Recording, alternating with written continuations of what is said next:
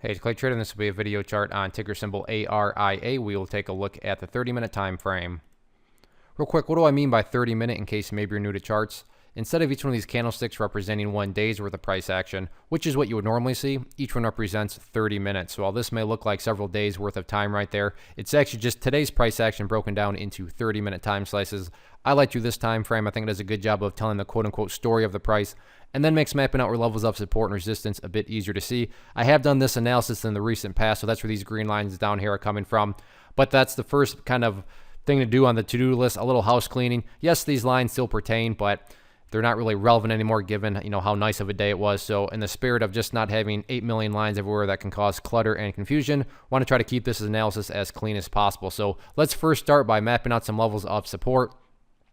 The ideal level of support, meaning, hey, Clay, what would make this chart look the absolute strongest going forward?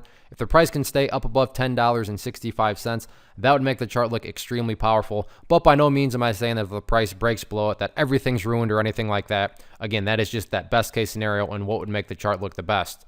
Next level of overall support, I'm going to call it down there, right? And that makes good sense there at the $10 mark. So $10.65, $10, 2 levels of support. I'm just going to leave it at that given the price actually closed well up above both those areas of support. But just keep an eye on those, again, from that support perspective. Now for the fun stuff, what about levels of resistance? So if this upwards move is going to continue, where are some of these potential battlegrounds at?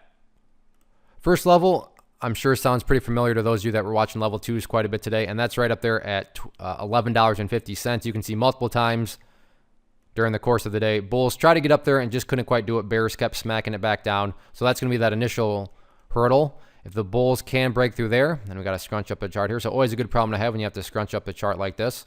So with a break of that $11.50 mark, next level of resistance, I'm going to call right up around approximately $11.80. So we'll see what happens with it. Really, at the end of the day, I'm not saying that a top priority has to be breaking levels of resistance. I mean, as long as the price continues to do what it's been doing in regards to putting in these higher lows, then the long-term chart is going to continue to take care of itself like it's done the past few days.